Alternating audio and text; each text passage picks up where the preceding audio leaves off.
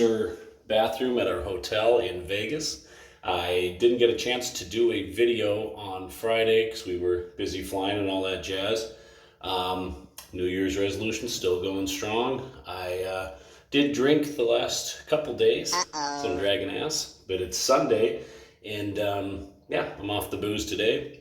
So we're going to go down and we're going to do some sports betting. Now, sports betting might sound ridiculous to some of you guys as a way to actually make money, but you can make money through sports betting as long as you are grounded and you stick to that system, stick to that process. You really can. You can't go crazy. Again, just like anything in life, I'm finding out you can't throw Hail Mary passes. You can't hit home runs, grand slams every single time you're up to bat. You need to really stick to a process that's generally a little bit more boring. But yeah, in the sports betting world, it's pretty simple stuff, you know. If you can do some simple math in your head, the over-unders, I like those a lot better than, you know, just taking a team straight up. You know, these ginormous spreads between teams, you know, like the New England Patriots are going to play the Browns and they'll give the Browns like 14.5 points. I mean, generally that's pretty ridiculous, you know. These are still NFL teams. A lot of times they're not getting blown out. But yeah, it comes down to several variables when you're sports betting.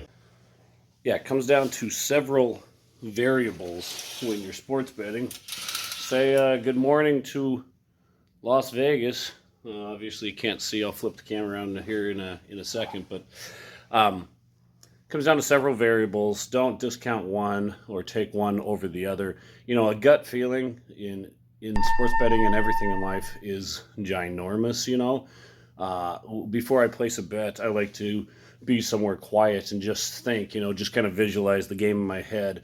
Like the Knicks are playing the Phoenix Suns or something at home, you know, that's a big thing. See this game actually playing out in your head, you know, and then just ask yourself several questions. Who has the better record? Oh, well, the Knicks are 10-2 and the Suns are 2-10, you know. It's that really can make a difference there. Look at how they play on the road versus how they play at home.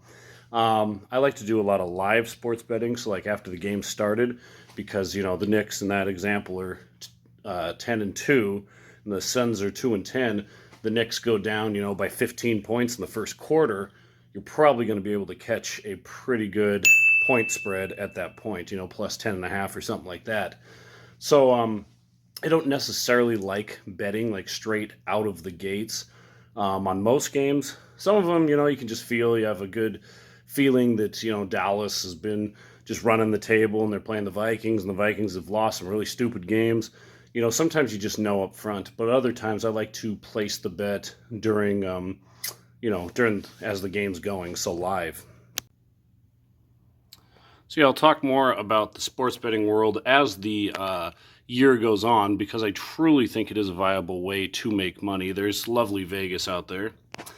But yeah, I would just, the biggest lesson that I've learned is to ask questions of every single bet before you put it.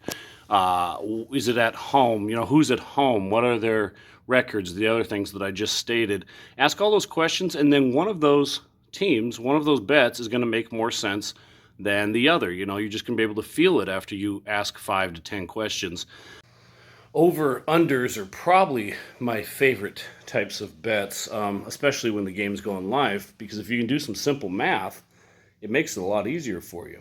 So let's say Syracuse is up on UCLA 42-26. You know, just add those two numbers together. So what is that? 42, 66, 68 points, right? And they're nearing the end of the first half, 68 points. I like to, that would be an under situation for me, because Syracuse is killing UCLA.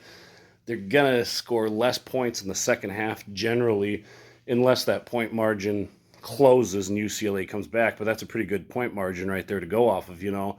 They're going to be playing a lot more defense in that situation. So you have 68 points. You double that, which would be, you know, 120, 136 right there, right? 120, 136, yeah.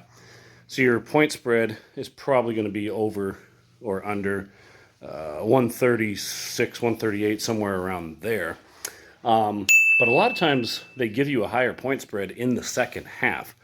So the over-under in that case will be more likely over-under 144, 145, something like that. And in that case, you might want to go with the under because it's such a blowout game and there's going to be a lot of defense.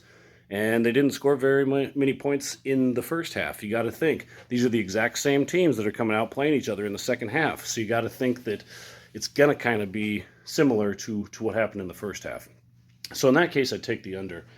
And you know, we can sit here and give a trillion examples, but it's more about, again, a process, asking a set of 5 to 7 to 10 questions, and then looking at the answers to those questions and making your decision based off of those answers. 5 to 10 questions, no less than that.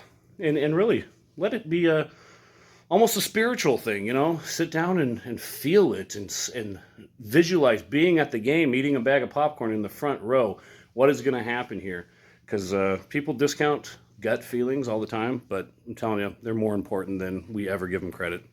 Okay, I got to go downstairs. We're going to the Hershey factory today.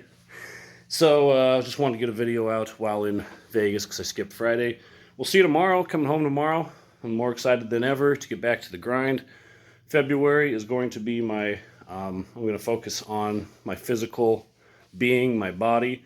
I am going to, you know, get together an exercise regime to do every single day. So February is going to be Fat February, you know, lose fat February. And I think each month I'll focus on one element of my 2020 resolutions to really drive them home. So February, we're going to see how much weight we can lose. Okay, see you in Montana, people. Have a great day.